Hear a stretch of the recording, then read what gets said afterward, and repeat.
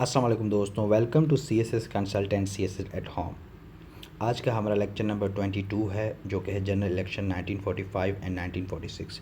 हम इसको 1945 एंड 1946 क्यों कंसीडर करते हैं, इसका भी मैं जवाब दूंगा। लेकिन इसके साथ साथ हम ये भी चीज़ देखेंगे कि ये जनरल इलेक्शन असल में कराने की ज़रूरत क्यों पेश आई, और इस इलेक्शन में किस किस पार्टी ने शिरकत हासिल की थी, और कौन से सूबे में कौन सी पॉलिटिकल पार्टी ने मेजॉरिटी हासिल करके सेल्फ गवर्नमेंट बनाई थी, और किस पॉलिटिकल पार्टी ने कोलिशन गवर्नमेंट बनाई थी, और आखिर में इस जनरल इलेक्शन का रिज़ल्ट क्या निकला था, और मुसलमानों को इस इलेक्शन में क्या फ़ायदा हुआ था। जानेंगे इन तमाम तर सवालों का जवाब इस वीडियो में, तो इस वीडियो को आखिर तक देखिएगा। नाज़रीन, अगर मैं इस वीडियो को शुरू करूं उससे पहले आप याद करें लास्ट लेक्चर जिसमें हमने वेवल प्लान को डिस्कस किया था। जो एग्ज़ेक्टिव काउंसिल के 5 मेंबर लिए जा रहे थे मुसलमानों के लिए, वो 4 मेंबर मुस्लिम लीग से लिए जा रहे थे, और जो लास्ट वन था जो पंजाब की सीट से मुस्लिम को लेना था, वो सजेशन दी जा रही थी कि खिज़र हयात को लिया जाए। वो यूनियनिस्ट पार्टी से बिलोंग करते थे, लेकिन कायद-ए-आज़म ने इस एक्ट को, इस प्लान को कंडेम्ड किया और इसको रिजेक्ट किया कि अगर आपने एग्जेक्टिव काउंसिल बनानी है तो 5 के 5 जो मुसलमानों से आप मेंबर ले रहे हैं वो मुस्लिम लीग से लें, क्योंकि मुसलमानों की अगर कोई रिप्रेजेंटेटिव पार्टी है सब कॉन्टिनेंट में तो वो मुस्लिम लीग है। अगर इस चीज़ में अगर आपको शक है तो आप पंजाब में इलेक्शन करा लें। ठीक है, हमने यहाँ तक देखा था लास्ट लेक्चर में। तो अब उसके बाद फिर जनरल इलेक्शन का टॉपिक आ जाता है, जिसमें ये पंजाब वाले इलेक्शन भी हो जाते हैं। और अब 1946 का ज़माना शुरू हो चुका था, जिसमें जो वर्ल्ड वार 2 थी वो भी ख़त्म हो चुकी थी, और इसमें ब्रिटिश को फ़तह नसीब हुई थी। अब फिर ब्रिटिश ने जो सब कॉन्टिनेंट से कह रखा था कि हम वर्ल्ड वार 2 के एंड होने तक फिर आपको पावर ट्रांसफ़र करेंगे। अब ये दोनों चीज़ें इसमें कवर हो जाएंगी, वर्ल्ड वार 2 ख़त्म होने के बाद पावर ट्रांसफ़र वाली भी बात, और पंजाब में किसकी मेजॉरिटी है वो वाली बात। इन दोनों चीज़ों को कवर करने के लिए जनरल इलेक्शन कराए गए थे। तो आते हैं आज के लेक्चर की तरफ। World war 2 was ended with the victory of Britain in 8 मई 1945। याद रहे कि ये जो वर्ल्ड वार 2 है ओवरऑल 2 सितंबर 1945 को ख़त्म हुई थी, लेकिन ये 8 मई और 9 मई ये जो उनका यूरोप डे है वो कंसीडर किया जाता है। तो उस दिन पे जो चर्चिल थे ब्रिटिश के प्राइम मिनिस्टर उस टाइम, उन्होंने नाज़ी जर्मनी को जो है डिफ़ीट किया था। तो उन्होंने ये क्या अल्फाज कहे थे उस दिन, हम उन चीज़ को देखते हैं। Churchill waves to crowd in Whitehall celebrating the defeat of Nazi Germany on victory in Europe day 8th May 1945. In a speech to them, he declared, "God bless you all. This is your victory." The crowd roared back, "No, it's yours." मतलब 8 मई को जो Europe day मनाया जाता है, उस दिन जो Churchill साहब है उन्होंने वाइट हॉल में सेलिब्रेट किया था जब उन्होंने नाज़ी जर्मनी को डिफ़ीट किया था। वैसे ओवरऑल जो वर्ल्ड वार 2 ख़त्म हुई थी वो 2 सितंबर 1945 को ख़त्म हुई थी, और ये स्टार्ट कब हुई थी, 1 सितंबर 1939 को। General election was mandatory to elect member of the central legislative assembly and council of state. अब ये वजह बताई गई है कि जनरल इलेक्शन क्यों ज़रूरी थे, क्योंकि सेंट्रल लेजिस्लेटिव असेंबली में के मेंबर लेने थे और council of state power transfer करने के लिए। Both Congress and Muslim League were busy in election campaign with motivational and emotional slogan to attract the people। मतलब कांग्रेस और मुस्लिम लीग तरह तरह के एक जज्बाना और इमोशनल स्लोगन बना के लोगों को तवज्जो मबजूल करना चाह रहे थे। अब मुस्लिम लीग का स्लोगन क्या था? Muslim League slogans, if you want Pakistan vote for Muslim League. अगर आप पाकिस्तान चाहते हैं तो मुस्लिम लीग को वोट दें। और कांग्रेस का क्या था? Division of Motherland. वो मतलब अगर आप जो सब कॉन्टिनेंट की डिवीज़न चाहते हैं, ठीक है, तो सब कॉन्टिनेंट की डिवीज़न नहीं चाहते तो आप कांग्रेस को वोट दें। मतलब वो ये चाह रहे थे कि ये जो सब कॉन्टिनेंट डिवाइड होना चाह रहा है, अगर आप उसके हक़ में हैं, ठीक है, तो फिर मुस्लिम लीग को दें। अगर आप सब कॉन्टिनेंट को, अपनी मदरलैंड को डिवाइड नहीं करना चाह रहे तो कांग्रेस को वोट दें। General election was held in December 1945 for central legislative and provincial election was held in January 1946। यही वजह है जो मैंने ऊपर 1945 और 1946 दोनों मैंने लिखे थे। और अक्सर ये कन्फ्यूजन आती है कि स्टूडेंट को कि क्या आया 1945 में हुए थे या 1946 में हुए थे। तो याद रहें कि सेंट्रल लेजिस्लेटिव के जो इलेक्शन हुए थे, जनरल इलेक्शन, वो दिसंबर 1945 में हुए थे, लेकिन प्रोविजनल इलेक्शन जो हुए थे वो जनवरी 1946 में हुए थे। तो इन दोनों में फ़र्क है। तो अब हमने ये देखा कि जो इसका बैकग्राउंड बस यही था कि जब पंजाब में भी इलेक्शन कराने थे, लेकिन ऊपर से फिर वर्ल्ड वार 2 ख़त्म हो गई थी। अब पावर ट्रांसफ़र की बात ब्रिटिश को पूरी करनी थी, तो अब उन्होंने सेंट्रल लेजिस्लेटिव असेंबली के लिए मेंबर लेने थे और काउंसिल ऑफ स्टेट के लिए। तो इस वजह से उन्होंने फिर जनरल इलेक्शन कराए। और जनरल इलेक्शन में हम देखेंगे कि अब सेंटर में जो दिसंबर 1945 में जो इलेक्शन हुए थे उसमें क्या रिज़ल्ट रहे थे।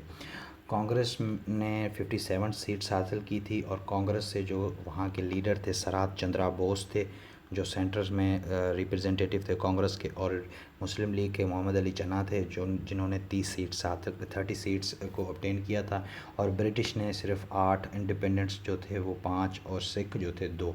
मतलब जो सेंट्रल लेजिस्लेटिव में हमने तादाद पड़ी थी कि 102 सीट्स हैं, उनमें से 57 कांग्रेस ले गई थी, और फर्स्ट पे कांग्रेस थी और सेकंड पे मुस्लिम लीग। अब हम देखेंगे कि प्रोविजनल के जो इलेक्शन हुए थे उनमें क्या मेजॉरिटी रही थी। Muslim League got majority in the following provinces. Punjab में जो यूनियनिस्ट पार्टी कह रही थी कि आप हमें सीट दें एग्जीक्यूटिव काउंसिल में, वहाँ पे मुस्लिम लीग ने 75 सीट्स हासिल की, और 86 सीट थी जिसमें से 75 मुस्लिम लीग ले गई थी, ठीक है। तो फिर ये मुस्लिम लीग और यूनियनिस्ट पार्टी मिल के वहाँ पे हुकूमत बनाई। और बंगाल में 190 सीट्स में से 130 सीट्स मुस्लिम लीग ले चुकी थी, और सिंध में 28 सीट्स ली थी मुस्लिम लीग ने। इन तीनों सूबों में, पंजाब, बंगाल, सिंध में, मुस्लिम लीग ने मेजॉरिटी ली थी और अपनी सेल्फ गवर्नमेंट बनाई थी। सिर्फ पंजाब में जो है कुछ चंद सीटें लेके यूनियनिस्ट पार्टी के साथ उन्होंने कोलिशन गवर्नमेंट बनाई। और NWF में जो है खुदाई खिदमतगार ने 17 सीटें तो मुस्लिम लीग ने ली थी, लेकिन बाकी जो सीटें थी खुदाई खिदमतगार पार्टी थी उन्होंने ली थी। और ये पार्टी फिर कांग्रेस के साथ मिलकर NWF में गवर्नमेंट बना चुकी थी। तो याद रहे दोस्तों कि ये मैं सिर्फ मुस्लिम लीग की पार्टी के डिस्कस कर रहा हूँ, कांग्रेस के नहीं कर रहा। क्यों?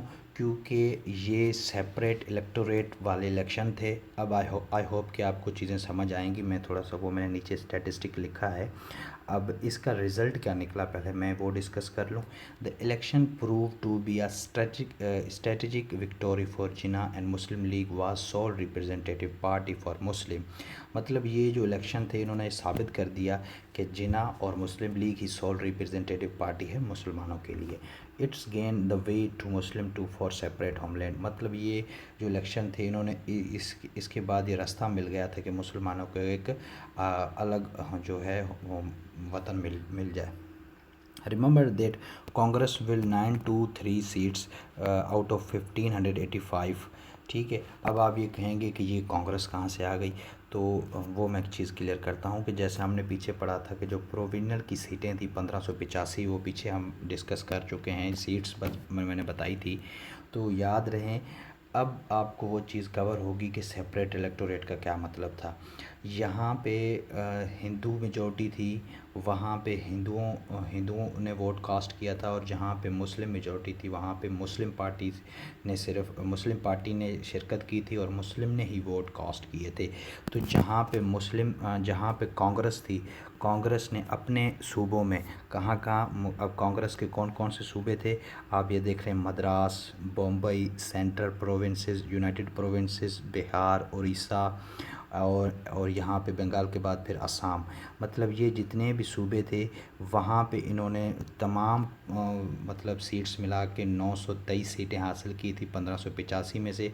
अगर ओवरऑल उसकी परसेंटेज निकाली जाए तो 58.23 रही। और सिर्फ अगर जो मैंने 90% ये मैंने साथ में लिखा हुआ है, अगर सेपरेट इलेक्टोरेट को कंसीडर करके बात की जाए तो कांग्रेस की जो परसेंटेज रही थी वो 90% थी। मतलब हिंदुओं में जो 90% कांग्रेस ने मेजॉरिटी हासिल की, रिमेनिंग 10% अदर पार्टीज़ थी जो कि दूसरों को वोट कास्ट किया था जिन्होंने ऑफ द जनरल इलेक्शन। मतलब अब आपको आई होप कि सेपरेट इलेक्टोरेट का कंसेप्ट थोड़ा बहुत क्लियर हुआ होगा कि जो हम पीछे सेपरेट इलेक्टोरेट, जॉइंट इलेक्टोरेट की बात कर रहे थे, तो ये वही चीज़ थी जिस पे मुसलमान ज़ोर दिए हुए थे। अब आप देखें, अगर इसमें जॉइंट इलेक्शन हो जाते तो मुसलमान मेजोरिटी ना ले पाते।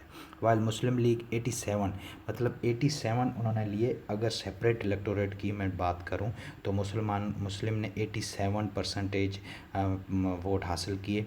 और वैसे अगर मैं ओवरऑल 1585 सीट्स की मैं बात करूं तो जस्ट मुसलमानों ने 26.85 जो है परसेंटेज हासिल की थी जनरल इलेक्शन में। और मुसलमानों ने मतलब 1585 में से 425 सीटें हासिल की थी, और जबकि कांग्रेस ने 923 सीटें हासिल की थी। तो जो मुसलमानों की तरफ से रिप्रेजेंटेटिव थे प्रोविजनल इलेक्शन में वो मोहम्मद अली जिन्ना थे, और जो कांग्रेस की तरफ से रिप्रेजेंटेटिव थे वो मौलाना अबुल कलाम आज़ाद थे, जो कांग्रेस को रिप्रेजेंट कर रहे थे। और ये अब आपको मैं मैप दिखा रहा हूँ जिससे आप आसानी से अंदाज़ा लगा सकते हैं। तो ये जो आपको INC, इंडियन नेशनल कांग्रेस, ये जो स्काई ब्लू आपको कलर नज़र आ रहा है, यहाँ पे जो है कांग्रेस ने हुकूमत बनाई थी। ये NWFP देख रहे हैं, यहाँ पे खुदाई खिदमतगार के साथ मिलकर उन्होंने गवर्नमेंट बनाई थी। और यहाँ दिल्ली में उन्होंने अपनी गवर्नमेंट बनाई थी, और सेंट्रल प्रोविंसेस में बम्बई में, और इसके साथ साथ आप बिहार एंड उड़ीसा में, और इसके साथ यहाँ बंगाल के बाद फिर असम में, इन तमाम सूबों में कांग्रेस ने हुकूमत बनाई। और ये जो आप ग्रीन देख रहे हैं, जो ग्रीन देख रहे हैं एरिया, ये सिंध है। सिंध में भी मुस्लिम लीग ने गवर्नमेंट बनाई थी, पंजाब में भी मुस्लिम लीग ने गवर्नमेंट बनाई थी, और बंगाल में भी मुस्लिम लीग ने गवर्नमेंट बनाई थी। इन तीनों सूबों में सेल्फ गवर्नमेंट बनाई थी। पंजाब में चंद सीटें ली गई थी, यूनियनिस्ट पार्टी से। और बाकी जो आप ये लाइट ब्राउन कलर देख रहे हैं, ये प्रिंसली स्टेट थी जिन्होंने पार्टिसिपेट ही नहीं किया था इलेक्शन में, ये उन्होंने पार्टिसिपेट नहीं किया था। आई होप दोस्तों कि आपको आज का लेक्चर पसंद आया होगा। ये जनरल इलेक्शन थे जो कि हम वर्ल्ड वार 2 एंड होने के बाद ब्रिटिश को अब पावर ट्रांसफ़र करनी थी। उसके साथ साथ यूनियनिस्ट पार्टी और मुस्लिम लीग के आपस में जो लास्ट वेवल प्लेन पे किसी बात पे मुत्तफ़िक नहीं हो पाए थे, तो उस चीज़ को भी प्रूव करना था कायद-ए-आज़म साहब ने। और अब वर्ल्ड वार 2 भी एंड हो गई थी। अब इन दोनों चीज़ों को आजमाने के लिए फिर ब्रिटिश ने इलेक्शन करवाए थे। और याद रहे, ये जॉइंट इलेक्शन नहीं थे, और ये सेपरेट इलेक्टोरेट थे। सेपरेट इलेक्टोरेट की वजह से ही मुसलमानों के लिए एक सेपरेट होमलैंड के लिए सतह हमवार हुई थी। और जैसा कि मैंने आपको बताया कि 3 सूबों में उन्होंने ख़ुद से मेजॉरिटी हासिल की थी। और अगर हम इनकी ओवरऑल की हम बात करें तो इनकी सिर्फ 26% थी सब कॉन्टिनेंट में। अगर जस्ट हम सेपरेट इलेक्टोरेट की बात करें तो मुसलमानों की 87% मकबूलियत थी सब कॉन्टिनेंट में। आई होप दोस्तों कि आपको आज का लेक्चर पसंद आया होगा। इंशाल्लाह अब हमारा प्री पार्टीशन का पोर्शन एंड होने को है। चंद लेक्चर रह चुके हैं। इंशाल्लाह हम इसके बाद बेसिक के बाद हम एडवांस लेवल पर आएंगे, और इंशाल्लाह पाकिस्तान अफेयर को और अच्छे से करेंगे। इस लास्ट में उन तमाम दोस्तों से गुजारिश करता चलूँ जो मेरे इस वीडियो ट्यूटोरियल पर फर्स्ट टाइम आए हैं, तो आप मेरे इस यूट्यूब चैनल को सब्सक्राइब करें, और ताकि आप और बेल आइकन को ज़रूर प्रेस करें ताकि मेरी हर आने वाली वीडियो आपको जल्द से जल्द मिलती रहे। मिलते हैं अगले लेक्चर में, तब तक अल्लाह हाफिज़।